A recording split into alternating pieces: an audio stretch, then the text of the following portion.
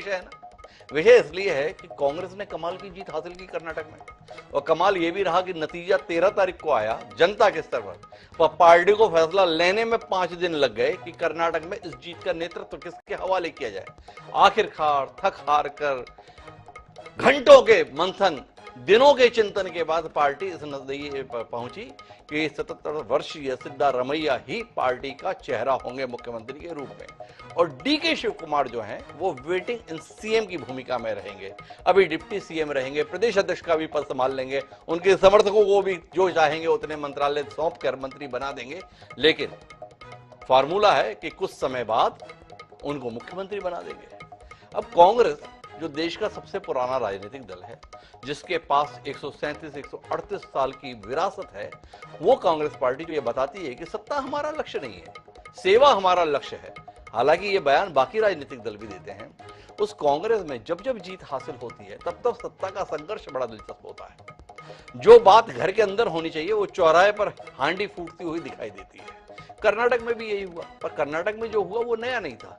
ऐसा राजस्थान में भी हुआ था जब 2018 में नतीजा आया था, मध्य प्रदेश में भी हुआ था जब 2018 में नतीजा आया था, छत्तीसगढ़ में भी हुआ था जब 2018 में नतीजा आया था, और 2022-23 के चुनाव के दौरान जब हिमाचल में कांग्रेस पार्टी एक लंबी हार के सिलसिले के बाद जीतने में सफल रही, तो वहां पर भी उसी प्रकार का दृश्य आया। वह हर बार कांग्रेस आला कमान बेबसी के तहत कहें या बहलाने के तहत कहें, दो नाव की सफारी के विकल्प पर लेकर चल देता है। तो आज हम इसी पर बात करेंगे कि ऐसी नेतृत्व की क्या लाचारी है जिसके चलते दो नाव की सफारी है। राजस्थान में पायलट और गहलोत दो नाव, मध्य प्रदेश में कमलनाथ और सिंधिया दो नाव, छत्तीसगढ़ में भूपेश बघेल टीएस सिंहदेव दो नाव, हिमाचल प्रदेश में सुक्कू और प्रतिभा सिंह दो नाव, और अब कर्नाटक में सिद्धारमैया और शिव कुमार दो नाव। तो इस दो नाव की सवारी पर हम बात करेंगे, समझने की कोशिश करेंगे 2024 में भाजपा का विकल्प बनने को आतुर कांग्रेस पार्टी क्या दो नाव की सवारी के बूते अपनी नैया पार कर लेगी। हमारे दिलचस्प राजनीतिक चर्चा के लिए कोई बहुत भीड़ नहीं है, केवल 3 मेहमानों को हमने जोड़ा है ताकि तसल्ली बख्श तरीके से हम इस पर बात कर सकें। इन तीनों मेहमानों से आपका परिचय कराते हैं और उसके साथ इस दिलचस्प राजनीतिक चर्चा को कुछ आगे बढ़ाते हैं। पर इस सिलसिले को हम शुरू करें उससे पहले समय है आज के विचार सूत्र का। हमारा आज का विचार सूत्र भी बड़ा कमाल का है, संक्षिप्त है लेकिन कमाल का है। हमारा विचार सूत्र ये कहता है कि एक अच्छा निर्णय ज्ञान पर आधारित होता है, ना कि संख्या पर। प्लेटो, महान यूनानी दार्शनिक, उन्होंने ये बात कही थी।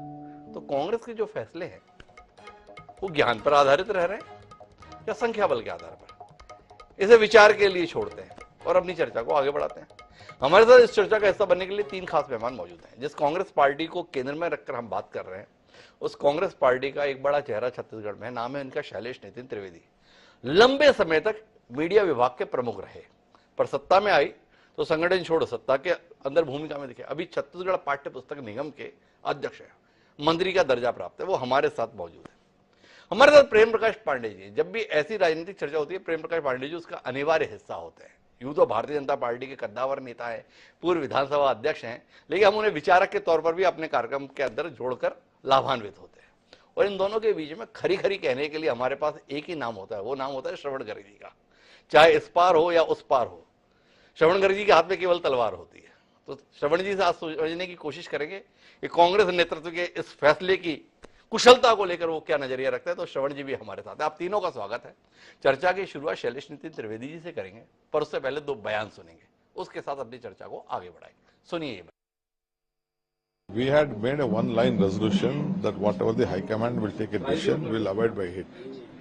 Ultimately, Rahul ji called me and said, "You all have to work together." Congress President Mallikarjun Kharge ji called us and gave this dikat. We all have accepted whatever the formula has been generated.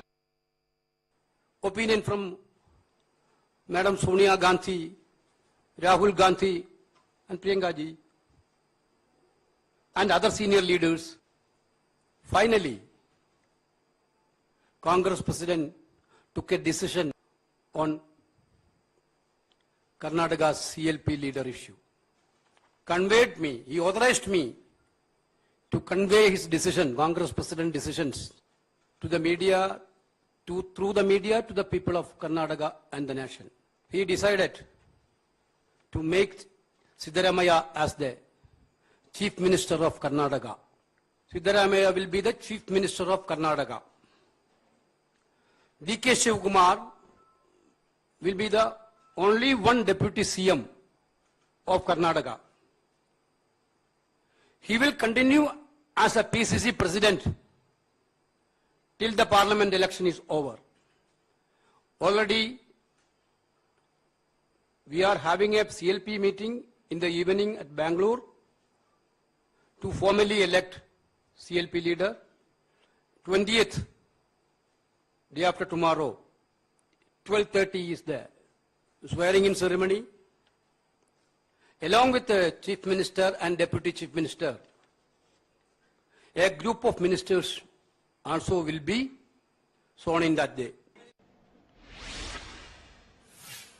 तो भाई कांग्रेस नेतृत्व ने फैसला कर लिया, माननीय राहुल गांधी जी ने सबसे पहले, फिर खड़गे जी को भी पूछा गया, सोनिया जी और प्रियंका जी, पार्टी के वरिष्ठ नेता ने मिलकर यह निर्णय लिया। पर निर्णय लिया क्या?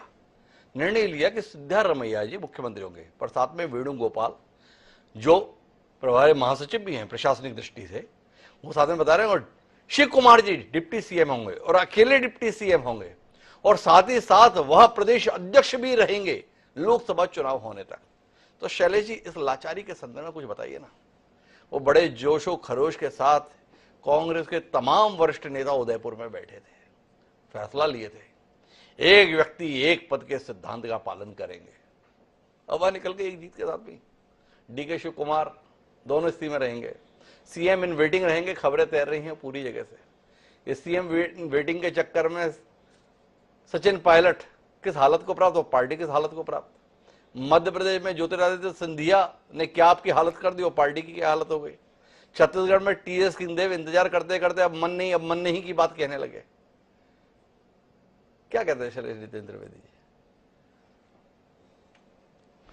कांग्रेस सत्ता में हो या ना हो, कांग्रेस में क्षेत्रीय स्तर पर भी एक बहुत सशक्त नेतृत्व रहता आया है, और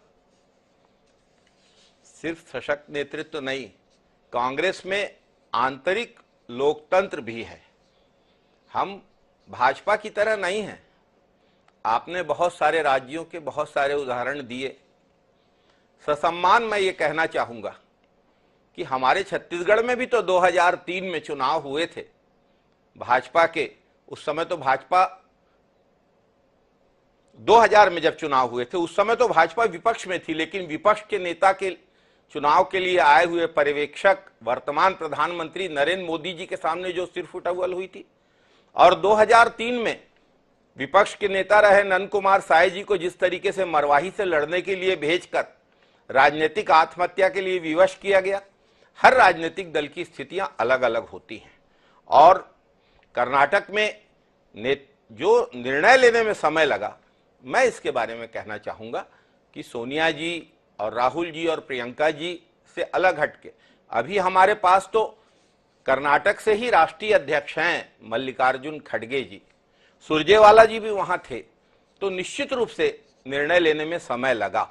और सिद्धरमैया जी भूतपूर्व मुख्यमंत्री रहे हैं, डीके शिव कुमार जी ने बड़ी भूमिका लड़ाई में जो भाजपा के खिलाफ लड़ी गई उसमें निभाई है, ईडी के सारे हमलों का सामना किया है, तो किसी भी चीज को कम करके नहीं आंका जा सकता था, इसलिए निर्णय लेना कठिन था, लेकिन निर्णय लिया गया है। और आज जब बेंगलुरु हवाई अड्डे में सिद्धरमैया जी और शिव कुमार जी पहुंचे, ऐतिहासिक स्वागत हुआ है, दोनों के समर्थकों ने मिलकर स्वागत किया है, तो कहीं उस प्रकार की कोई परेशानी वाली स्थिति कांग्रेस के लिए कर्नाटक में नहीं है। कैसी बातें कर रहे हैं शैलेश जी, आप इतने तो नादान नहीं, और हमें भी इतना नादान ना समझें। आप अपनी पार्टी की हालत देखिए ना। ये जो नेताओं का महत्वाकांक्षाओं का टकराव है वो कैसी आपकी फजीयत कराता है। और देखिए राजस्थान में मुकाबला था अशोक गहलोत बनाम सचिन पायलट, पार्टी ने अशोक गहलोत को बना दिया, सचिन पायलट ने चौराहे पे पार्टी की इज्जत उतारना चालू कर दिया। पदयात्रा वसुंधरा राजे सिंधिया नहीं कर रही है अपनी सरकार की नीतियों के खिलाफ, यानी कांग्रेस की सरकार की नीतियों के खिलाफ। कौन कर रहे हैं? माननीय सचिन पायलट कर रहे हैं। ज्योतिरादित्य सिंधिया कांग्रेस के कद्दावर नेता होते थे भाई, वो बता रहे थे कमलनाथ ठीक से काम करे नहीं तो सड़क पर उतर जाऊंगा। कमलनाथ जी ने कहा सड़क पे उतर जाओ, उन्होंने सरकार को सड़क पे ला दिया। टीएस सिंहदेव छत्तीसगढ़ में आजकल बता रहे हैं मन नहीं करता चुनाव लड़ने का। अब आप कर्नाटक में भी यही कर रहे हैं। क्या कहते हैं शैलेश जी, इतने मासूम तो ना बने। मासूम बनने की बात नहीं है। बात आप छत्तीसगढ़ की जो बात कर रहे थे, जिसको आपने सबसे अंत में लिया जी, मैं तो उस पर ही आना चाहूंगा जी, कि टीएस सिंहदेव जी ने इस बात को भी तो बार बार कहा है कि मैं जीवन में भाजपा में नहीं जाऊंगा, मैं हमेशा कांग्रेस के साथ रहूंगा। और अभी जब शैलजा जी ने महत्वपूर्ण बैठक ली मुख्यमंत्री निवास में आगामी चुनावों की तैयारियों को लेकर, तो मीडिया को उस बैठक के फैसलों और विचार विमर्श की जानकारी टीएस सिंहदेव जी ने दी। जी। इसलिए जो बातें दिखाई जाती हैं आउट ऑफ प्रपोर्शन ब्लो करके, वैसी है नहीं। और कहीं कोई छोटी मोटी बात, बिल्कुल ठीक कह रहे हैं शैलेश जी। हम लोग सब भूल गए वो विधानसभा में क्या हुआ। विधानसभा में कदम न रखने तक की बात कह के सिंहदेव जी उठकर चले गए, 2.5 साल के लिए वो बात करते हुए चले गए।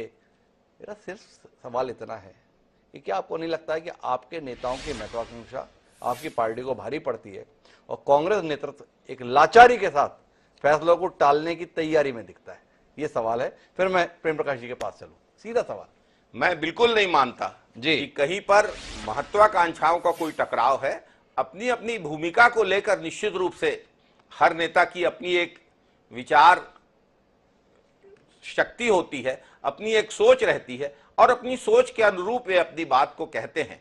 प्रतिद्वंदिता निश्चित रूप से राजनीति में रहती है, लेकिन कांग्रेस में स्थिति भाजपा की तुलना में या अन्य राजनीतिक दलों की तुलना में बहुत बेहतर है और कहीं इस प्रकार के टकराव की कोई स्थिति नहीं है। चीजें आउट ऑफ प्रपोर्शन ब्लो की जाती हैं। जो चीजें होती नहीं उनको बढ़ा चढ़ा के दिखाया जाता है, जो चीजें बहुत कम मात्रा में होती हैं उनको ऐसा दिखाया जाता है जैसे विस्फोट होने जा रहा है। वास्तव में कांग्रेस में आंतरिक लोकतंत्र है, अन्य दलों की तुलना में ज्यादा अच्छा है। शैलेश जी की जो दलीलें हैं ना, वो प्रेम प्रकाश जी आपकी पार्टी के संदर्भ में, कुछ हद तक मीडिया के संदर्भ में, कि जो होता नहीं है वो दिखाया जाता है। क्यों दिखाया जाता है? क्योंकि दरअसल आपके द्वारा ऐसा कराया जाता है। तो शैलेश नितिन त्रिवेदी का कहना ऐसा फालतू की बात है, ऐसा कुछ भी है नहीं। कांग्रेस में आंतरिक लोकतंत्र है, बहुत बढ़िया तरीके से काम चलता है। बेफिजूल की बातों पे हम सब लोग ध्यान लगाते हैं और ये सब जो करते हैं ना प्रेम प्रकाश जी, वो आपके कारण से करते हैं, मतलब आपकी पार्टी के कारण से करते हैं। क्या कहते हैं आप? सब कुछ के पीछे आप ही हैं। दोनों आपकी जो सवारी है वो लाचारी आपकी ही देन है। प्रेम प्रकाश जी, ये सम्मान आपको स्वीकार है या खारिज करते हैं? इस बात को मानता हूँ। जी। इसका कारण है कि जब जब राज्यों में चुनाव हुए, जितने राज्यों का आपने नाम लिया छत्तीसगढ़ सहित, जी, तो ये कांग्रेस क्या करती है, जैसे सारे बच्चों को तो एक एक नेता सबको बोल देती है कि अगली बार आप मुख्यमंत्री बनोगे, आप बनोगे, और उसके समाज के लोगों को भी बोल देती है कि यही मुख्यमंत्री बनेगा। जी, जैसे मैंने छत्तीसगढ़ में भी हमने देखा, टीएस सिंहदेव को बोल दिए तो उधर जसपुर सरगुजा वाले बोले अरे हमारे बीच का बनेगा, चरणदास हमारे बनेगा, और ये नेता भी अपने समर्थकों को बोल दिए रहते हैं कि हमारे बनेगा। उसका लाभ तो मिल जाता है। अब पोस्ट होती है एक, तो फिर कोई फार्मूला लगा देते हैं। अब जब नेताओं का अपने यहाँ 2.5 साल हो गया, अब उसके बाद बाबा की स्थिति तो आपने खुद ही बयान किया जी, कि अब उनकी इच्छा विधायक तक, विधानसभा तक जाने की नहीं रही है। और पिछले 5 सालों में क्या क्या हुआ है हम लोग देखते हैं, सुनते हैं, नजदीक से जानते भी हैं कि उनके सचिव तक लोग नहीं सुनते, उनके साथ वो ग्रामीण विकास विभाग उन्होंने क्यों छोड़ दिया। यहाँ पे भी यही स्थितियां थी। ठीक है, ये इनके दल का है, उन्होंने बना लिया। मध्य प्रदेश में आउट ऑफ कंट्रोल हो गया। अब कांग्रेस के पास भी स्थिति ये बची है कि भाई वो लोकसभा चुनाव तक जी, इस मामले को टाल रही है। देखिए उन्होंने फार्मूला क्या बनाया कि आप प्रेसिडेंट भी रहेंगे और डिप्टी सीएम। जी, ये मध्य प्रदेश और राजस्थान और इससे ज्यादा छत्तीसगढ़, यहाँ पे इन्होंने नहीं किया था। हो सके उस समय और कांग्रेस की हालत जो है जैसी रही हो कि वो 24 के बारे में ना सोचते हो। अब मुझको लगता है कि 24 को देखते हुए इन्होंने समझौता किया है, इनके इंटरनल है, और कांग्रेस में ये हमेशा होते रहा है। और हम लोगों को, क्या आम जनता भी इस बात को जानती है कि भाई ये सिर्फ सत्ता के लिए एक होते हैं, और कब तक रहेंगे कब तक नहीं रहेंगे। दिल्ली में 24 का जो परिणाम होगा, जो कि आज भी लोग इस बात को सारे जगह लोग बोलते हैं कि 23 जो भी हो 24 तो मोदी का है, जी। तो कर्नाटक में भी 24 मोदी का आएगा। उसके बाद क्या फार्मूला बनेगा वो ये तय करेंगे। प्रेम प्रकाश जी, आप अपने आप को क्यों इस भूमिका में नहीं देख रहे कि ये जो कुछ भी हो रहा है उसके लिए जिम्मेदार आप हैं? आप जो प्रयास करते हैं उसके चलते कांग्रेस को मजबूरी में दो नावों की सवारी करनी पड़ रही है। पार्टी फैसला नहीं ले सके एक सिद्धारमैया के साथ खड़े होने का। डर लगता है आपके संदर्भ में कब सिद्धारमैया की नाव पे आप सवार हो जाएं? इसके संदर्भ में तो कुछ कहिए ना। ज्योतिरादित्य सिंधिया की नाव पर आप सवार होकर आज सत्ता में दिखते हैं। पायलट की भी सवारी करनी चाहिए, वो तो दिक्कत रही कि पायलट की जो तले थे उसमें छेद हो गए तो बह गया, तो उस चक्कर में गड़बड़ हो गई। तो थोड़ा इस संदर्भ में बताइए ना। शैलेश नितिन त्रिवेदी जी इसी संदर्भ में बहुत इच्छुक है जानने के। नहीं, ऐसा नहीं है। ये तो देखिए, स्प्लिट जहाँ होता है जी कांग्रेस आखिर इसी छत्तीसगढ़ में 12 विधायक ले गई थी। जी अभी हमारे साहब जी को ले जा करके बोल रहे हैं बड़ा। तो जिसको जहाँ जाना है वो जाता है। अगर सिंधिया जी के साथ गलत हुआ, सिंधिया जी यहाँ आए और निश्चित तौर पे वहाँ सरकार बने, तो कोई ये नहीं है। कल क्या होगा कौन जानता है। श्री कुमार जी अभी मान गए हैं, आगे कौन मानेगा, सिद्धारमैया मानेंगे या ये चलेगा, तो अब ये तो उन नेताओं पर है। और हमें कोई इसमें दिक्कत नहीं है कि कांग्रेस में कौन कितने दिन बनता है। जहां तक रही है 2.5 साल का फार्मूला, जी ये ऐसे ही है। अभी जैसे बोल रहे थे ना नितिन त्रिवेदी जी की, भाई वो टी.एस. सिंहदेव बैठक हुआ और उसके बाद उन्हीं को सामने किया गया, कितना बड़ा काम दिया गया। क्योंकि क्या है, जिसका हक छीना जाता है ना, जहाँ 2-4 बच्चे रहते हैं बचपन देके, उसको सबसे ज्यादा सम्मान देके आगे बिठा दिया जाता है। तो टी.एस. सिंहदेव जी को भाई आप ही जाइए ब्रीफ कीजिए। ये आप कांग्रेस के संदर्भ में बता रहे हैं या भाजपा के संदर्भ में बता रहे हैं? प्रेम प्रकाश जी, जो आपने टिप्पणी की, थोड़ा हमें जानने में दिलचस्पी हो गई। ये आपकी टिप्पणी किसके संदर्भ में है? कांग्रेस का जो आप ही बताए ना अभी शैलेश नितिन त्रिवेदी जी, जी। टी.एस. सिंहदेव जी को बड़ा काम दिया गया, क्या कि इस इम्पोर्टेंट मीटिंग का ब्रीफ करो। जी तो अब ये बड़ा काम कौन सा है? तो ये होता है, इसमें कहीं कोई ये नहीं है। और मुझे लगता है कि कांग्रेस की जो भी अंदरूनी खींचतान है वो सारे जनता के सामने है, और उनकी अपनी मजबूरियां हैं, क्योंकि वो नेताओं की पार्टी है, हम लोगों की है, कि कार्यकर्ताओं की पार्टी है। एक बार जो निर्णय हो गया उसको लोग सब मानते हैं। तो प्रेम प्रकाश जी ने बताया फर्क, नेताओं की पार्टी और कार्यकर्ताओं की पार्टी। थोड़ा विस्तार से बात करूंगा प्रेम प्रकाश जी दूसरे चरण में आपके एक कार्यकर्ताओं की पार्टी के संदर्भ में। अभी श्रवण जी मेरे साथ में है, श्रवण जी से समझना चाहता हूं, ये कांग्रेस के द्वारा जिस तरीके से फैसले लिए जाते हैं, ये फैसले समाधान की शक्ल में या समाधान को टालने की शक्ल में आप देखते हैं? क्या आप देख पा रहे हैं कि कांग्रेस जो उदयपुर में चिंतन शिविर के बाद फैसला ली थी, एक व्यक्ति एक पद, और आज पार्टी के महासचिव वेणुगोपाल बता रहे हैं शिव कुमार जी डिप्टी सीएम बनेंगे और उसके साथ साथ पीसीसी चीफ भी बने रहेंगे। क्या कहते हैं श्रवण जी? देखिए, हिमांशु जी, भारतीय जनता पार्टी से कोई तुलना नहीं करना चाहता। जी उन्होंने कहा था 70 के ऊपर के लोगों को टिकट नहीं देंगे, परिवार के ऊपर के लोगों, परिवार से एक ही को टिकट देंगे। जी बहुत सारी बातें कही थी। गुजरात में आपने देखा किस तरह से मुख्यमंत्री बदले गए। रात को रूपाणी को फोन किया कि आप इस्तीफा दे दीजिए, उन्होंने दे दिया। फिर इंडियन एक्सप्रेस में कहा कि मुझे रात को फोन किया, मैंने इस्तीफा दे दिया। उत्तराखंड में कैसे मुख्यमंत्री बदले गए, जी और आज की जो घटना है कि लॉ मिनिस्टर को कैसे हटाया गया। जी हमको बीजेपी की बात नहीं इसलिए करना चाहता हूं कि वो प्रजातांत्रिक पार्टी नहीं है। पांडे जी ने खुद ने कहा, हमको जैसा ऊपर से कह देते हैं हम कर लेते हैं सारे कार्यकर्ता। जी ये उनके खुद के शब्द हैं। जी मतलब ये ऐसा तानाशाही पार्टियों में ही होता है कि आदेश ऊपर से आता है। वहां ज्योतिरादित्य सिंधिया पूरे समय प्रधानमंत्री को गालियां देते हैं और फिर सत्ता बनाने के लिए जब उनको ले लिया जाता है तो कार्यकर्ताओं की कीमत पर उनको और उनके साथियों को मंत्री पद दे दिया जाता है। हम देख लेंगे राजस्थान में क्या होता है। वसुंधरा राजे को, देखिए मैं बीजेपी की बात नहीं करना चाहता। सॉरी जी, मैं बीच में एक बात रोकना चाहूंगा। आपकी ये खूबसूरती का मैं जबरदस्त कायल हूं। आप भाजपा में कोई बात नहीं करना चाहते और आपने इतनी देर से केवल भाजपा में बात की। ये कुशलता केवल आपकी ही हो सकती है। ऐसा दुर्लभ उदाहरण मुझे दूसरा देखने को नहीं मिल सकता। आप किसी भी पार्टी को देख लीजिए हिमांशु जी, समाजवादी पार्टी को देख लें, टीएमसी को देख लें, जितने विपक्षी दल हैं जी, कहीं पर प्रजातंत्र नहीं है। मतलब समाजवादी पार्टी को देखें तो अखिलेश यादव, राम गोपाल यादव, शिवपाल यादव, मुलायम सिंह यादव, डिंपल यादव, ये इसके बाहर नहीं है। और टीएमसी में भी अभिषेक बनर्जी और ममता बनर्जी, ये एक प्रजातांत्रिक पार्टी के रूप में इवॉल्व नए सिरे से हो रही है। जी। ये जो संकट है कांग्रेस का, ये नहीं होता तो ज्यादा अच्छा लगता। लोगों की उम्मीदें बहुत थी। आप और हम जो बात कर रहे हैं उसका मुख्य कारण ये कि हम राहुल गांधी के चेहरे और भारत जोड़ो यात्रा के परिप्रेक्ष्य में कांग्रेस से एक नए किस्म की उम्मीद कर रहे थे। जी।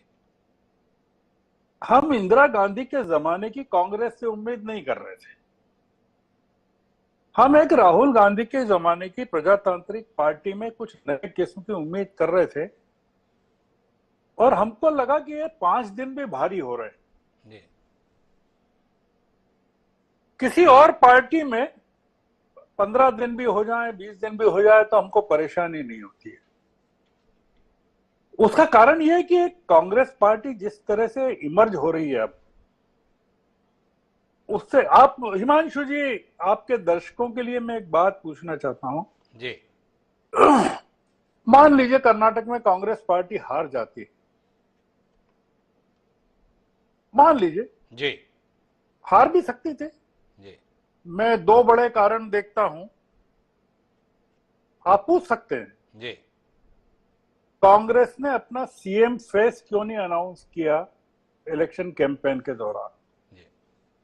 मेरा ऐसा मानना है कि अगर कर देती, सिद्धारमैया को कर देती या डीके शिव कुमार को कर देती तो पार्टी को बहुत नुकसान होता।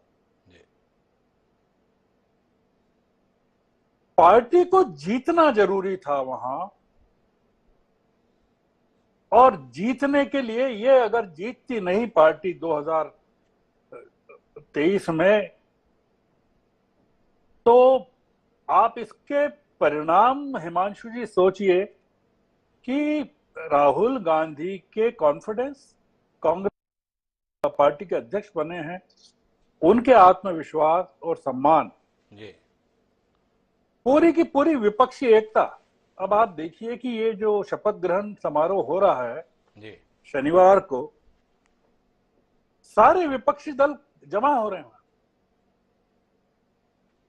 ये मामला हिमांशु जी 5 दिन के विलंब का और डीके शिव कुमार और सिद्धारमैया के बीच में संघर्ष का नहीं है जी। ये प्रजातंत्र और तानाशाही के बीच में के मतलब तानाशाही के प्रजातंत्र में ट्रांजिशन में जितना वक्त लगता है, ये वो वक्त हम ले रहे हैं, देश ले रहा है कि आज कैसे देश में। और ये मैं पांडे जी को कहना चाहता हूं कि ये जो हो रहा है ये भारतीय जनता पार्टी को भी प्रजातांत्रिक बनाने की दिशा में बहुत बड़ा कदम है। शैलेश जी, मैं के पास जाऊं से पहले श्रवण जी मैं थोड़ा हस्तक्षेप करना चाहता हूं विनम्रता पूर्वक, आपकी अनुमति से ही।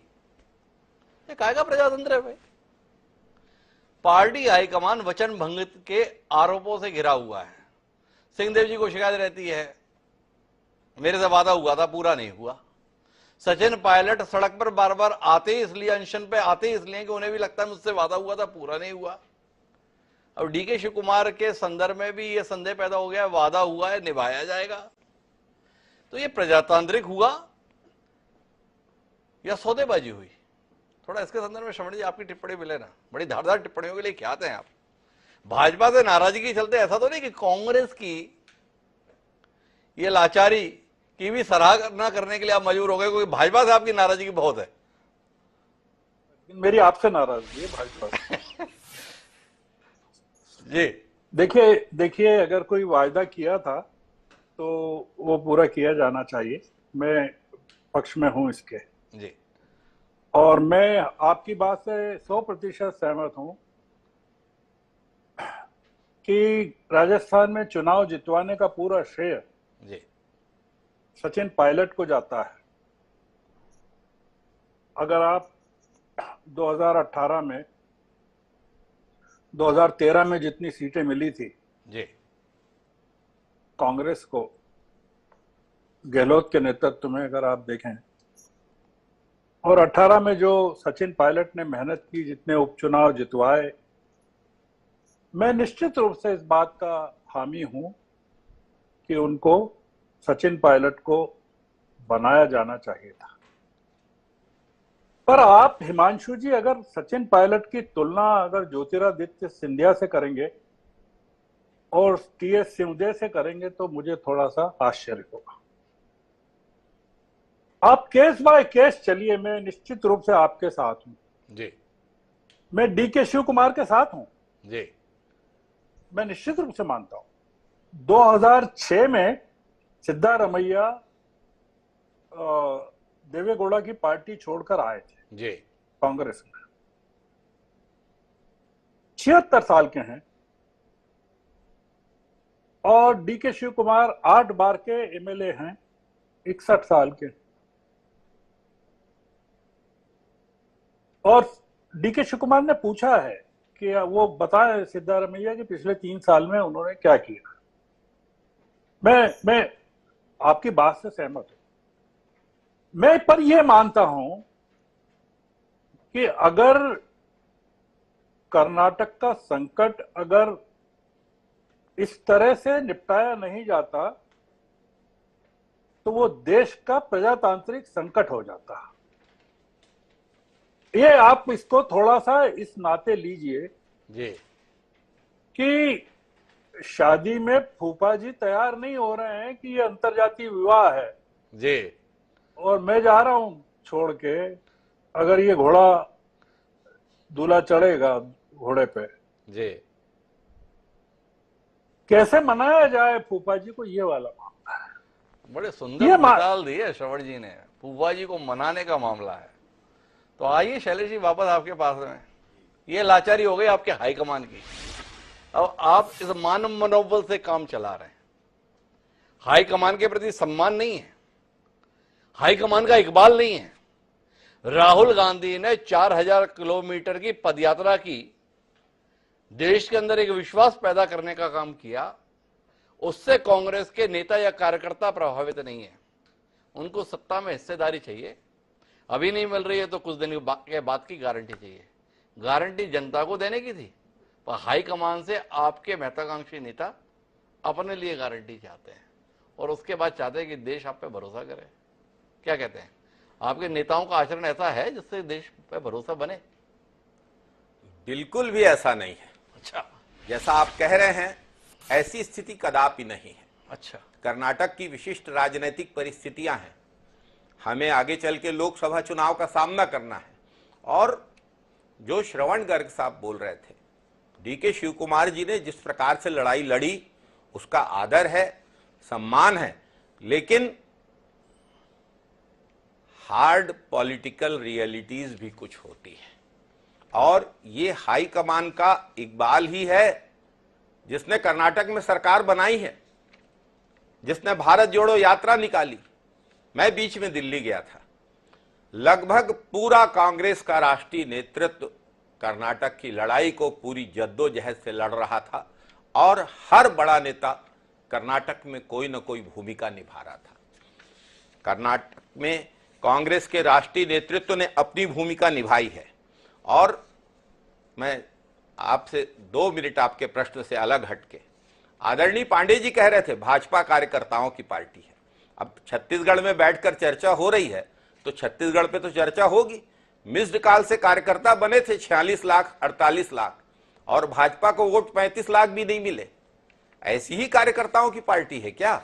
और आदरणीय श्रवण गर्ग जी ने बहुत सारे राज्यों के बारे में बात कही। मध्य प्रदेश में हम लोग कैलाश जोशी के मुख्यमंत्री बनने और उसके बाद वीरेंद्र कुमार सकलेचा और उसके बाद सुंदरलाल पटवा, उस ट्रांजिशन को भूले नहीं हैं। आदरणीय पांडे जी भी पटवा मंत्रिमंडल में ही तो मंत्री बने थे पहली बार बृजमोहन अग्रवाल जी के साथ। तो भाजपा में ऐसा नहीं होता है, ऐसा कदापि नहीं है। हमने छत्तीसगढ़ में 2000 में नंद कुमार साय के साथ और बृजमोहन अग्रवाल जी के मामले में ये होते हुए देखा है, हमने 2003 में होते हुए देखा है। और भाजपा के 15 साल की सरकार में क्या हुआ? भाजपा के प्रदेश के नेतृत्व को जिस प्रकार से दबाया गया, कुचला गया, करुणा शुक्ला जी के उदाहरण को हम लोगों ने छत्तीसगढ़ में अपनी आंखों से देखा है। नंद कुमार साय जैसा नेता अगर कांग्रेस प्रवेश करता है तो उसके भी तो कारण है। स्थितियां जो हार्ड पॉलिटिकल रियलिटीज हैं वो हर राजनीतिक दल में होती हैं, लेकिन शैलेश जी, आप कहीं उलझ गए, फिर से सुलझाने के लिए आपके साथ प्रयत्न करता हूं। वो श्रवण जी की बड़ी सराहना कर रहे हैं आप, श्रवण जी ने ये ठीक कहा, श्रवण जी ने ये भी ठीक कहा, श्रवण जी ने ये भी ठीक कहा। उन्हीं श्रवण जी ने कहा, डीके शिव कुमार पूछ रहे हैं 3 साल में सिद्धारमैया ने किया क्या? तो हम आपसे ये सवाल कर रहे हैं कि आपकी पार्टी को वो आदमी क्यों भाता है जो मैदान में नहीं आता है? श्रवण जी ने यह भी बताया कि 5 साल तक मेहनत राजस्थान में सचिन पायलट ने की, पार्टी की दुर्गति अशोक गहलोत ने कर दी थी 2013 तक, पर मुख्यमंत्री बनने की बात आई तो आपको अशोक गहलोत भाई। कर्नाटक में डीके शिव कुमार ने अपने को पूरा झोंक दिया, जेल तक जाने की नौबत आई। अपना तमाम संकटों के मौके पर संकट मोचक की भूमिका देश भर के लिए निभाई। उस डीके शिव कुमार के हिस्से में फिर से इंतजार की घड़ी आई। तो ये मेहनती, परिश्रमी, समर्पित नेताओं के साथ कांग्रेस हाईकमान की ऐसी व्यवहार करने की मंशा क्या रहती है? थोड़ा बताइए ना आप। श्रवण जी बोल रहे हैं, हम नहीं बोल रहे, ये श्रवण जी ने बताया। जो मैंने कहा, जो कठोर राजनीतिक वास्तविकताएं हैं उन पे भी चलना होता है और कर्नाटक के जीत का संदेश उसको समझने की आवश्यकता है और उन कठोर राजनीतिक वास्तविकताओं के कारण जो फैसले लेने पड़ते हैं। शिव कुमार जी ईडी के खिलाफ जो लड़ाई रही, विपक्ष को एकजुट करने में, भाजपा सरकार के खिलाफ लड़ने में उनने जो भूमिका निभाई, उसकी चर्चा तो मैं भी कर रहा था। लेकिन आज कहीं पर अगर हमें कोई फैसले लेने पड़ रहे हैं और कहीं कोई समीकरण बैठालने पड़ रहे हैं, लोकसभा चुनाव की चुनौती सामने है और कर्नाटक में हमें उसमें भी जीत हासिल करनी है और डीके शिव कुमार के पास संगठन का इतना बड़ा अनुभव है, इसके कारण अगर डीके शिव कुमार जी को संगठन का दायित्व तो तब तक संभालने के लिए कहा गया है, निर्देशित किया गया है, तो इसमें कोई मैं ऐसी कोई अवास्तविकतापूर्ण परिस्थिति नहीं देखता। कैसी बातें कर रहे हैं? मैं जाऊं प्रेम प्रकाश जी के पास, एक सवाल और कर लेता हूं। कोई अहमियत है आपकी पार्टी के द्वारा लिए गए निर्णयों की? कोई अहमियत है जनता के सामने जोर शोर से बताने की कि अब हम इस रास्ते पर चलेंगे? या उदयपुर में बैठे थे आपकी पार्टी के सारे बड़े नेता, वही फैसला लिया था, एक व्यक्ति एक पद का सिद्धांत रहेगा। खड़गे जी दोनों पदों पर बैठे हुए हैं, राष्ट्रीय अध्यक्ष भी बने हुए हैं, राज्यसभा में नेता भी बने रहना चाहते हैं। अब अपने ही गृह प्रदेश में एक और फैसला ले लिए। फैसला क्या लिए? DK Shivakumar deputy CM भी होंगे और प्रदेश अध्यक्ष भी होंगे। तो भाई उदयपुर में बुलाकर इतनी बड़ी बड़ी बातें करने की जरूरत क्या थी? ये लोकतांत्रिक पार्टी है ना, प्रजातांत्रिक पार्टी है ना, साथ में मूल्यों की भी तो पार्टी है। कहीं कुछ अपने कहे हुए को सुनते हैं, देखते हैं, कैसे जनता का सामना कर पाएंगे आप? शैलेश जी थोड़ा बताइए ना हमें, हम तो समझ नहीं पा रहे। हम थे, सोनिया जी भी थी, राहुल जी भी थे, प्रियंका जी भी थी। राहुल जी ने बड़ा भावपूर्ण भाषण दिया था, अब हम ऐसे चलेंगे। राहुल जी हैं पर ऐसे तो चल नहीं रहे। अब राजनीतिक परिस्थितियों के अनुसार समय समय पर कांग्रेस ने फैसले लिए हैं और उन परिस्थितियों के अनुरूप अपने को ढाला है। एक समय था जब कोई गठबंधन करने का फैसला नहीं लिया गया था, फिर हमें गठबंधन की राजनीति का फैसला लेना पड़ा। तो बहुत सारी परिस्थितियां बदलती रहती हैं। मैं किसी एक सम्मेलन, किसी एक पुरानी बात, निश्चित रूप से उस बात को लागू किया जा रहा है, लेकिन हर निर्णय के पीछे, हर नियम के पीछे संगठन में अपवाद होते हैं और उन अपवादों को स्वीकार करना होता है। ये अपवाद कहाँ है? परंपरा है। लगातार 2 नाव की सवारी अब कांग्रेस की परंपरा बन गई है। प्रेम प्रकाश जी अपने लिए कितना अनुकूल पा रहे हैं कांग्रेस की इस परंपरा को? भाजपा के संदर्भ में राज्यों के स्तर पर जनता का मोह भंग हो रहा है, पर कांग्रेस का ये द्वंद्व आपको अपने लिए संभावना कितनी बेहतर दिखा रहा है, थोड़ा बताएंगे आप? दूसरा इसमें भी जानना चाहते हैं, बहुत नाराज रहते हैं श्रवण जी आपसे, उन्होंने सीधे कहा है तानाशाही, इसके संदर्भ में भी तो कुछ कह ही दें प्रेम प्रकाश जी, अगर तानाशाही से आपको डर ना लगता हो, क्योंकि जब आपकी पार्टी को तानाशाही प्रवृत्ति का बता दिया है तो बोलना इतना आसान नहीं ना। अच्छा, मुझे लगा कि उन्होंने जो कहा है जी। वो ये कह रहे थे कि कांग्रेस जो है तानाशाही से अब जो है प्रजातांत्रिक की ओर बढ़ रही है। अच्छा, क्योंकि पहले उन्होंने इंदिरा जी कहा, फिर देखिए सारे निर्णय सेंट्रलाइज होते थे, सोनिया राहुल कर लेते थे, अब सोनिया राहुल प्रियंका हो गए, फिर उसमें खड़गे हो गए। तो मुझे लगा मैं तो ये समझ रहा था, उन्होंने कहा कि तानाशाही से प्रजातांत्रिक की ओर कांग्रेस का जो बढ़ना है, इसमें ये इस तरीके के निर्णय करने पड़ रहे हैं उनको जी। और वरना तो हम लोगों ने देखा है किस तानाशाही की बात। मैं प्रेम प्रकाश जी एक बार रोकता हूं, क्या है, देखिए आपकी समझ को लेकर तो हमें कोई संदेह है नहीं कि आपको समझने में कोई भूल हो सकती है। उन्होंने सीधे तौर पर आपकी पार्टी की कार्यपद्धति को लेकर भी बात कही है, तो उसके संदर्भ में भी आप टिप्पणी तो करिए कम से कम। जो आपको अपनी सहूलियत से समझना वो तो आपने समझा दिया हमें, पर भारतीय जनता पार्टी के तौर तरीकों को तानाशाही पूर्ण श्रवण गर्ग जी जैसे प्रबुद्ध पत्रकार ने इस कार्यक्रम में बताया है। क्या श्रवण जी उसे स्वीकार कर रहे हैं इसलिए इस पर कोई टिप्पणी नहीं कर रहे, या इसका कोई प्रतिकार करेंगे? या आपने कहा धन्यवाद श्रवण जी मन के स्तर पर, जो हम नहीं कह पाए कम से कम आपने तो कह दिया? जी प्रेम प्रकाश जी। नहीं, बिल्कुल नहीं बोल रहा हूँ। हमारे यहाँ पार्टी की हर स्तर पे ग्रुप ऑफ लीडरशिप की एक कमेटी है जी, और जो पार्टी इंटरनल डेमोक्रेसी, ये क्या बात करेंगे, इंटरनल डेमोक्रेसी हमारे यहाँ सब जगह है, मंडल से लेकर के राष्ट्रीय स्तर तक, और अंत में जिसका जो निर्णय करने का अधिकार है। अब इन्होंने कहा कि प्रधानमंत्री जी ने वो विभाग बदल दिया, तो वो निर्णय तो अधिकार प्रधानमंत्री जी का है कि किस मंत्री के पास कब रखें। अब प्रधानमंत्री जी के निर्णय पे और कोई जाएगा तो वो कैसे होगा?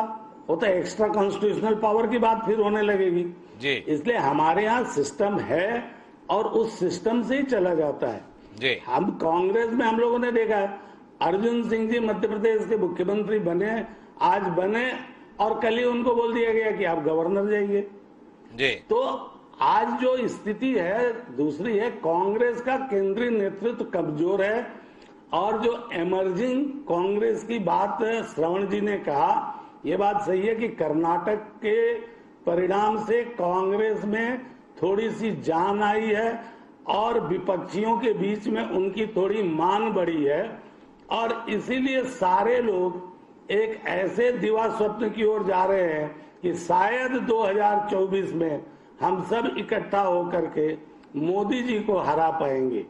ये जो एक कवायद है, तो कर्नाटक का मुझे लगता है कि कांग्रेस का हाईकमान पर भी ये था।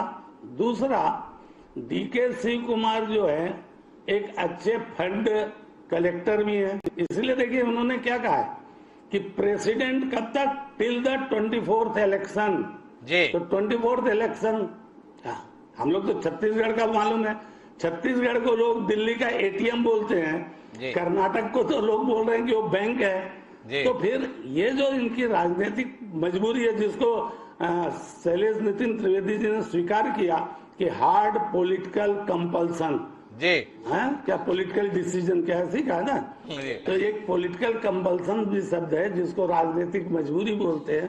तो ये इनकी राजनीतिक मजबूरी है, और ये जैसे करें, कर्नाटक की जनता जिन उम्मीदों को लेकर के बनाई थी, मुझको लगता है कि पहली खेप में पहला जो तात्कालिक जैसा जो निर्णय हुआ है उसमें वो उतनी खुश नहीं होगी। आगे क्या होगा ये समय बताएगा। एक बार बताइए, आपने जितने तरीके से व्याख्या करने की कोशिश की इस पूरे घटनाक्रम के संदर्भ में, मेरा इसको लेकर जानना है कि भाजपा अपनी संभावना क्या देख रही है। मेरा ये भी सवाल था ना आपसे कि कांग्रेस ने मुश्किलों में समाधान ये निकाला है, तूफान जो चला हुआ है राजनीतिक, कि अपने को जो है दो नाव की सवारी करनी है। इस पर आपका क्या कहना है? एक तो इस पर टिप्पणी चाहिए। दूसरा ये आप बार बार 2024 को लेके दिवा स्वप्न, ये जो दावे आप कर रहे हैं, आप बात समझने की कोशिश कीजिए। प्रेम प्रकाश जी, आपकी पार्टी की स्थिति क्या हो रही है? आपकी पार्टी के राष्ट्रीय अध्यक्ष जेपी नड्डा जी हैं, हिमाचल से ताल्लुक रखते हैं। उन्होंने बताया था हिमाचल हम जीत रहे हैं, कोई गफलत में ना रहे। जब नतीजा आया तो पता चला कि गफलत में तो अध्यक्ष जी थे, चुनाव भाजपा हार गई। अब कर्नाटक के संदर्भ में भी देखिए बात बड़ी गंभीर है। प्रेम प्रकाश जी, आपकी पार्टी के राष्ट्रीय संगठन महामंत्री सम्माननीय BL संतोष जी का गृह प्रदेश है कर्नाटक। जब एग्जिट पोल के नतीजे आए थे ना, तो उसके बाद BL संतोष जी ही एकमात्र दमदार नेता थे जिन्होंने कहा था सब फालतू की बात है, 13 मई को जब नतीजा आएगा सरकार भाजपा ही बनाएगी। पर 13 मई को नतीजा आया, सरकार भाजपा ने नहीं बनाई। तो 2024 को लेकर कहीं अति आत्मविश्वास के शिकार तो आप नहीं। तो दो नाव की सवारी और ये दिवा स्वप्न, इन दोनों पे एक बार टिप्पणी आपकी और हो जाए प्रेम प्रकाश जी, फिर श्रवण जी के पास चलते। दिवा स्वप्न में इसलिए बोल रहा हूँ कि देखिए बहुत क्लियर है। ये एक बार याद होगा, हम सब बैठे थे और उसमें जो विपक्षी एकताओं के संबंध में बात हो रही थी। एक ध्यान नहीं आ रहा, एक जो पत्रकार बैठे थे उन्होंने बहुत अच्छी बात कही थी जी कि कांग्रेस जैसे कमजोर होती है तो विपक्ष वाले कांग्रेस के साथ कहीं समझौता करने के लिए तैयार नहीं थे। मतलब फिर कांग्रेस को सेकंड पार्टी मानते और कांग्रेस भी स्वीकार कर लेती है। हम लोगों ने देखा है देवेगौड़ा को कांग्रेस ने बनाया, वो आपके गुजराल को बनाया, फिर बाद में आपके चंद्रशेखर जी को बनाया, अंतिम बने थे चंद्रशेखर जी को बनाया, जिसको 4 महीने में निपटा दिया जी। लेकिन अब क्या है, ये एक स्थिति कि जो सीधे तौर पर राहुल जी का थोड़ा जो बार बार इस बात को प्रचारित भी किया जा रहा है और स्थापित करने की कोशिश हो रही है कि कर्नाटक की सारी जीत जो है राहुल जी के पद यात्रा के कारण हुई है जी। अब ये प्रदेशों पर आप देखिए, पिछली बार भी कर्नाटक हम हारे थे। कर्नाटक में जब लोकसभा चुनाव हुए तो कांग्रेस की सरकार थी, जेडीएस और कांग्रेस की जी। लेकिन हम लोकसभा की सीट जीते थे। मध्य प्रदेश, छत्तीसगढ़ और राजस्थान पूरा हम साफ होने के बाद भी छत्तीसगढ़ में हम 9 जीते और मध्य प्रदेश और राजस्थान में तो लगभग पूरा जीते। तो ये जब राष्ट्रीय स्तर का चुनाव होगा और जहां हमारे देश के यशस्वी प्रधानमंत्री मोदी जी का नाम है, तो आज मोदी जी के सामने कोई भी, ये जितने विपक्ष की एकता की बात कर रहे हैं, क्योंकि सब अपने अपने राज्यों में के छत्रप है और कोई भी कांग्रेस को अपने राज्य में एंट्री नहीं देगा जी। तो इसलिए हम 24 के लिए पूरी तरह आश्वस्त हैं, इसमें हमें कोई शंका नहीं है जी। लेकिन आपने दूसरे विषय पर टिप्पणी नहीं की। अपने पार्टी के राष्ट्रीय अध्यक्ष और पार्टी के राष्ट्रीय महामंत्री, कुछ तो बनता है ना आपका। आप इतनी आसानी से बहकाना क्यों चाहते हैं हम सब लोगों को? ये देखिए, वो तो उन लोग वहां के जो आकलन किए होंगे। अगर आप देखें परसेंटेज ऑफ वोट पे, तो कुछ जो है 0 पॉइंट कुछ कर्नाटक में हमको कम मिला पिछली बार से, तो उम्मीद थी कि इससे बढ़ेगा। वाह प्रेम प्रकाश जी, आप ऐसा मजा हुआ राजनीति की अब जो है वोट परसेंटेज के आधार पर हम लोगों को बता रहा है। सीटें देखिए 136 बनाम 64, 65 और राष्ट्रीय संगठन महामंत्री का दावा एग्जिट पोल के बाद। कुछ तो कहिए प्रेम प्रकाश जी, कहां वोटों के परसेंटेज के आधार पर दलील दे रहे हैं? आप तो ऐसे ना थे। नहीं, हम लोग देखिए 16 सीट तो लगभग हम लोग 1500, 700 ऐसे हारे, तो ऐसे ही। अरे प्रेम प्रकाश जी, फिर हम बताते हैं 30 सीटें ऐसी हैं कर्नाटक में जहां पे आपकी जमानत जब्त हो गई पार्टी की। कहां आप 1500 में उलझे हुए हैं, जैसे देश का ही नहीं दुनिया का सबसे बड़ा राजनीतिक दल आप बताते हैं, जिसकी कर्नाटक में सरकार थी, उस पार्टी की 30 सीटों पे जमानत जब्त हो गई। विचार कीजिएगा प्रेम प्रकाश जी। देखिए, मैं आना चाहता हूँ श्रवण जी आपके पास में। प्रजातंत्र के संदर्भ में आपने इतनी व्याख्या की, इमर्ज होने के संदर्भ में बात की। आपसे जानना चाहता हूँ ये गैर कॉन्स्टिट्यूशन एक्टिविटी के संदर्भ में आपका क्या कहना है? ये उप मुख्यमंत्री पद आपने देखा ना, वेणुगोपाल जी कितनी दमदारी के साथ बता रहे थे, DK Shivakumar will be a deputy CM and the only deputy CM. और संविधान के अंतर्गत पढ़ते हैं तो पता चलता है कि डिप्टी सीएम तो कोई पद ही नहीं है। पर आजकल डिप्टी सीएम के नाम पर पत्ते बहुत फेंटे जाते हैं। देश का सबसे पुराना राजनीतिक दल डिप्टी सीएम बनाकर बहकाने की कोशिश पहले पायलट जी को कर चुका। क्या डीके शिव कुमार भी एक पायलट ही तो साबित नहीं होंगे? ये जानने में दिलचस्पी है। श्रवण जी, थोड़ा इस पर कुछ कहिए ना। नहीं, मुझे नहीं लगता है डीके शिव कुमार पायलट साबित होंगे।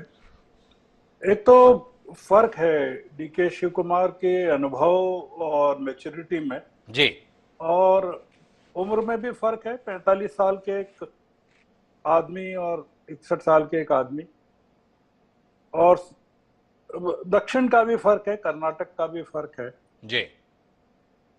मैं देखिए हिमांशु जी, जो कुछ हुआ उसको बहुत कोई अच्छा नहीं मान रहा हूं जी। मैं इस बात से शुरू कर रहा जी। हूं। और मैं पांडे जी ने जो कहा उस पर भी टिप्पणी क्या करना, आप बताइए। मतलब बीजेपी को तो एटीएम की जरूरत ही नहीं है जी। वो तो सारे बैंक के खाते उनके पास हैं। मतलब वो जो हिंडनबर्ग ने बताया है ना कि वो बीजेपी के पास क्या है, जी। तो वो फिल्म का डायलॉग है ना, तेरे पास क्या है, तो बोले मेरे पास माँ है। तो वो बीजेपी से पूछे तुम्हारे पास क्या है, तो बोले मेरे पास अडानी है। ये है मामला। अपन देखिए एटीएम पर नहीं जा, मैं एक बात कह रहा हूं, जो हुआ वो गलत हुआ जी। और थोड़ा सा ठीक हो जाता।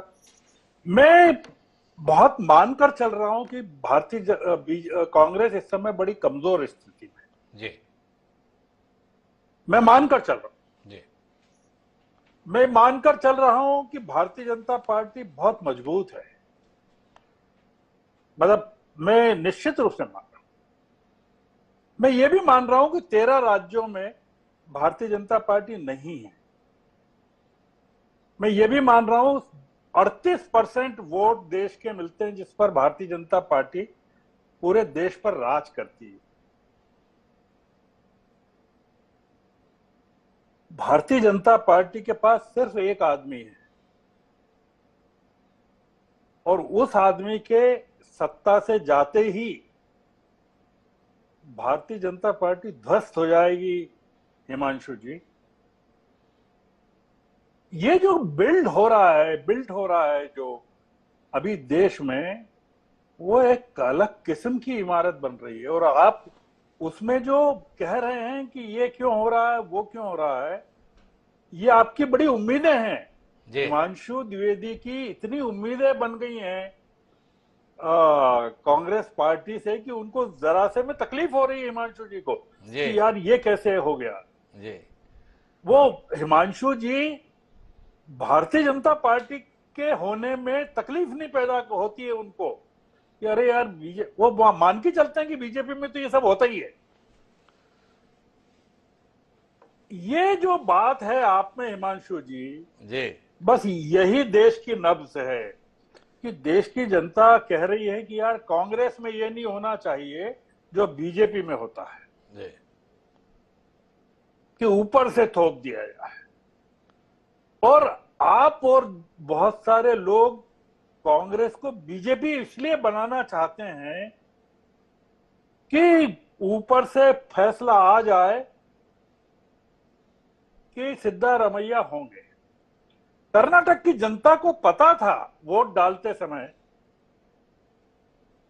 कर्नाटक की जनता ने 7% वोट ज्यादा दिया है सर जी। और कितनी सीटों में ट्रांसलेट हुआ ये आप देखिए वहां। मतलब मैसिव मैंडेट। और इन्हें पूरे के पूरे कर्नाटक को बायपोलर बना दिया। देश के राष्ट्रीय दल को विंध्याचल के पार से खत्म कर दिया। आप सोचिए कि भारत की राजनीति में क्या बड़ा उलटफेर होने जा रहा है। और मैं मान के चल रहा हूं, मैं मना नहीं कर रहा हूं कि 2024 का पूरा ओनस सिद्धारमैया पर है लोकसभा का, और वो परफॉर्म नहीं कर पाएंगे तो निश्चित रूप से सिद्धारमैया को जाना पड़ेगा और जाना चाहिए। क्यों नहीं जाना चाहिए? आप दाव पर क्या लगा है यार? मैंने पहले भी कहा है आपको जी। प्रजातंत्र लगा है। मैं पांडे जी की बात को काट नहीं रहा हूं, वो जो कह रहे हैं वही कह रहा हूं कि कांग्रेस तानाशाही से प्रजातंत्र की तरफ आ रही है और भारतीय जनता पार्टी प्रजातंत्र से तानाशाही की तरफ जा रही है। यही तो मैं भी कह रहा हूं जो पांडे जी कह रहे हैं। पांडे जी केवल आधा कह रहे हैं श्रवण जी। पांडे जी इसके लिए तैयार नहीं हुए। आप उनके नाम पर इस तरीके से कागज पर फाड़ दीजिए कि वो कह रहे हैं कि भाजपा जो है प्रजातंत्र से तानाशाही की ओर जा रही है। वो यहीं तक आपके साथ है कि कांग्रेस तानाशाही से प्रजातंत्र की ओर आ रही है। देखिए प्रवीण प्रकाश जी से आप इतनी जाति मत कीजिए, ये मेरा विनम्र आग्रह है आपसे। नहीं करता हूं। अब मैं अपने शब्द वापस ले लेता हूं जी। तो मैं ये कह रहा हूं हिमांशु जी कि मैंने अपनी बात जहां से शुरू की थी वहां खत्म करना चाहता हूं जी कि कांग्रेस अगर हार जाती वहां 21 सीटें थी भारत जोड़ो यात्रा के स्ट्रेच में कर्नाटक में जी 21 सीट्स। 2018 के चुनाव में कांग्रेस ने 6 सीटें जीती थी।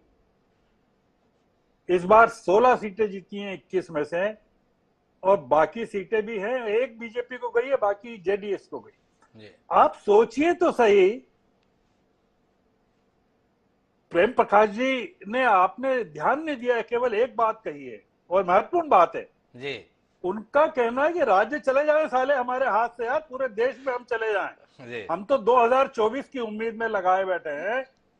और वो ये बता रहे हैं इसके लिए कि 2018, वो उनके शब्द हैं जी कि 2018 में राजस्थान, मध्य प्रदेश, छत्तीसगढ़, कर्नाटक सब हार गए पर हम लोकसभा जीत गए। उनको, पांडे जी को चिंता ही नहीं है कर्नाटक की। भारतीय जनता पार्टी के किसी नेता को नहीं है, इसलिए नहीं है कि नरेंद्र मोदी को कोड़ी की चिंता नहीं है कर्नाटक हारने की। उन्होंने कर्नाटक के विधानसभा चुनाव को लोकसभा चुनाव की ड्रेस रिहर्सल बना दिया। उन्होंने राष्ट्रीय मुद्दों का अखाड़ा बना दिया। कांग्रेस वहां लोकल मुद्दों की बात करती रही, स्थानीय नेताओं को उभारती रही। इन्होंने बुलाया योगी आदित्यनाथ को, इन्होंने बुलाया हेमंत बिस्वा शर्मा को, इन्होंने बुलाया वो भाई अपने जो महिला मंत्री हैं जिनको प्रियंका गांधी नमाज पढ़ती हुई दिख गई थी, स्मृति ईरानी को बुलाया। उन्होंने बुलाया उस आदमी को जिसने कहा देश के गद्दारों को गोली मारो सालों को। मैं आपको नाम और बताऊं, हाँ, वो वहां हिजाब हलाल, बजरंगबली, नमाज, ये चीजें। आप सोचिए कि आप पूरे देश को पोलराइज करने के लिए कम्युनल कार्ड किस हद तक खेला गया। तो पांडे जी की चिंता बहुत अच्छी है। हम चाहते हैं पांडे जी अपनी चिंता पर कायम रहें और ये मानकर चल रहे हैं कि अगर मध्य प्रदेश और की जीत चुराई नहीं गई होती तो आप सोचिए कि जो नक्शा है विपक्षी दलों की सरकारों का वो क्या होता। कांग्रेस अभी लड़ रही है हिमांशु जी, इसको लड़ने दीजिए। आपके सहारे की बड़ी जरूरत है उसको, तो कांग्रेस को लड़ने दीजिए। पर हम तो बात इस संदर्भ में कर रहे हैं, भाई कांग्रेस लड़ रही है, भाजपा के खिलाफ लड़े विपक्षी दल होने के नाते। पर कांग्रेस आपस में लड़ती है तो चिंता हो जाती है। श्रवण जी कह रहे हैं ये चिंता होनी चाहिए देश के संदर्भ में। तो मुझे दोनों के पास जाना पड़ेगा, हालांकि मेरे पास समय सीमित है। पर पहले जाऊंगा मैं प्रेम प्रकाश जी के पास, इसलिए जाऊंगा कि प्रेम प्रकाश जी पे सीधे हमले हुए हैं, तो प्रेम प्रकाश जी को इन हमलों का जवाब देने का मौका मिलना चाहिए। वैसे भी देश के नहीं दुनिया के सबसे बड़े राजनीतिक दल के प्रतिनिधि के तौर पर बैठे हैं, तो फिर ऐसे कैसे मौका ना दें। तो प्रेम प्रकाश जी क्या कहना चाहते हैं? श्रवण जी ने जिस प्रकार से भावनाओं का प्रकटीकरण किया है, उनके प्रति आभार जताना चाहेंगे या आपत्ति जताना चाहेंगे? आपकी मर्जी। नहीं, श्रवण जी जो बोलते हैं, देखिए श्रवण जी अभी एक दृष्टि में चल रहे हैं जी। इतने वरिष्ठ पत्रकार हैं, उनके ज्ञान और उसका सब हम सम्मान करते हैं, लेकिन वो एक दिशा में ही अभी सोचने में लगे हुए हैं और उनको किसी भी तरीके से भाजपा का सब हार दिख रहा है, सब दिख रहा है। अच्छा, हिजाब को इशू किसने बनाया? हिजाब जो है स्कूल में लगा पहन के जाया जाए, भाई ये तो वर्षों से चली आ रही परंपरा थी कि भाई स्कूल का जो भी यूनिफॉर्म होगा उसको सब लोग मानते थे जी। क्या हुआ? कोर्ट ने भी तो यही कहा था ना कि भाई जो यूनिफॉर्म है उसको लागू करो जी। तो आखिर तो जो कांग्रेस की तुष्टीकरण वो आज श्रवण गर्ग जी को नहीं दिख रही है और कांग्रेस उसी तुष्टीकरण की ओर जा रही है। और ये भी सही है कि कांग्रेस नकली उन चीजों को भी अपना रही है जो राम और हनुमान के खिलाफ वो होते थे। अगर वोट मिल रहा है तो उधर भी जा रहे हैं, तो कांग्रेस दोनों तरफ जा रही है, तो अलग है। और जहां तक मेरा हम लोगों का सवाल है, भारतीय जनता पार्टी अपने सिद्धांतों पे, अपने आदर्शों पर और जो भी उसकी नीतियां हैं वो आज से नहीं है, पुरानी है और उस पर चल रहे हैं। लोग हमें सांप्रदायिक कहें, कोई आज से नहीं कह रहे हैं, जब से हमारा दल बना है तब से बोल रहे हैं। हमारा है कि तुष्टीकरण किसी के साथ नहीं, न्याय सबके साथ। ऑफिस पे नन, जस्टिस फॉर ऑल। तो प्रेम प्रकाश जी ने कह दिया हमारी तो जो नीति है वो आज की नहीं, शुरू से है और हम अपनी नीति पे कायम है। नीतियों पे बदलाव तो कांग्रेस कर रही है, कभी इधर है कभी उधर है। पर हम आखिरी टिप्पणी शैलेश नितिन त्रिवेदी आपसे चाहेंगे। देश बड़ी उम्मीदों के साथ आपकी ओर देख रहा है, ऐसा श्रवण जी के द्वारा बताया गया है।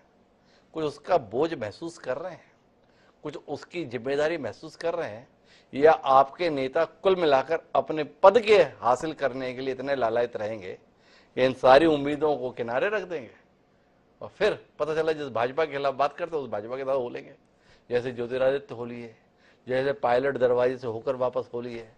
तो थोड़ा इसके संदर्भ में बता दें, फिर हम कार्यक्रम को समाप्त करें।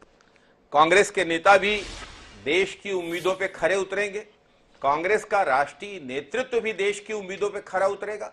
और पांडे जी तो कह रहे थे कांग्रेस का नेतृत्व कमजोर, बार बार उन्होंने कहा इस डिबेट के दौरान। तो इस कमजोर नेतृत्व ने, कथित रूप से पांडे जी के द्वारा कहे गए कमजोर नेतृत्व ने यह दशा करके रख दी कि कांग्रेस की सीटें 134-35 और भाजपा 60 के आंकड़े में। तो ये नेतृत्व कहीं कमजोर नहीं है, पूरी तरह से मजबूत है। भारत जोड़ो यात्रा के बाद, कांग्रेस की हिमाचल और कर्नाटक की जीत के बाद स्थितियां और स्पष्ट हुई हैं। और जहां तक राम और बजरंग बली की बात है, राम तो हमारे छत्तीसगढ़ के भांचा राम है। अभी तो हम राष्ट्रीय रामायण महोत्सव भी करने जा रहे हैं 1 जून से 3 जून तक। और बजरंग बली ने अपनी गदा किस पे चलाई, ये कर्नाटक की जनता ने देख लिया है। एक बड़ी अजीब सी बात है, राहुल गांधी की यात्रा के बाद देखिए हिमाचल, कर्नाटक, कमजोर नेतृत्व ने देखिए कर्नाटक में क्या कमाल कर दिया। पर शैलेश जी को याद ही नहीं आता, इस बीच में गुजरात का भी चुनाव हो लिया। गुजरात में आपकी सीटें कितनी उंगलियों पे भी गिन जाएं तो कोई बहुत ज्यादा दिक्कत की बात नहीं है। महज एक विधानसभा चुनाव की जीत क्या देश का फैसला है, इस बात पर शायद कांग्रेस विचार करे। पर इतना तय है कि कांग्रेस जब जनता के स्तर पर जिताई जा रही है तब पार्टी के नेताओं की महत्वाकांक्षा के आगे नेतृत्व की लाचारी साफ दिखाई देती है। एक कमजोर नेतृत्व क्या देश की उम्मीदों पर खरा उतर पाएगा, यह सवाल पैदा हो जाता है। क्या पार्टी के अपने ही महत्वाकांक्षी नेता अपने नेतृत्व को ऐसी लाचारी के साथ देश के सम्मुख प्रस्तुत करना चाहेंगे, या देश के सम्मुख एक सशक्त विकल्प के तौर पर विपक्ष की अगुवाई करने का मौका देंगे, यह सवाल है।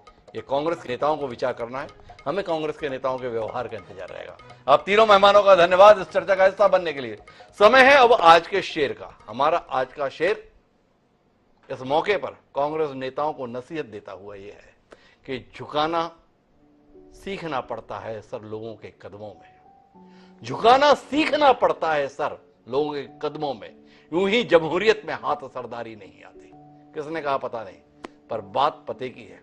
कांग्रेस के नेताओं को ये पते की बात सीखनी चाहिए, समझनी चाहिए। इस अपेक्षा के साथ मुझे दीजिए इजाजत, कल फिर मिलेंगे नए विषय के साथ। तब तक के लिए सदा प्रणाम।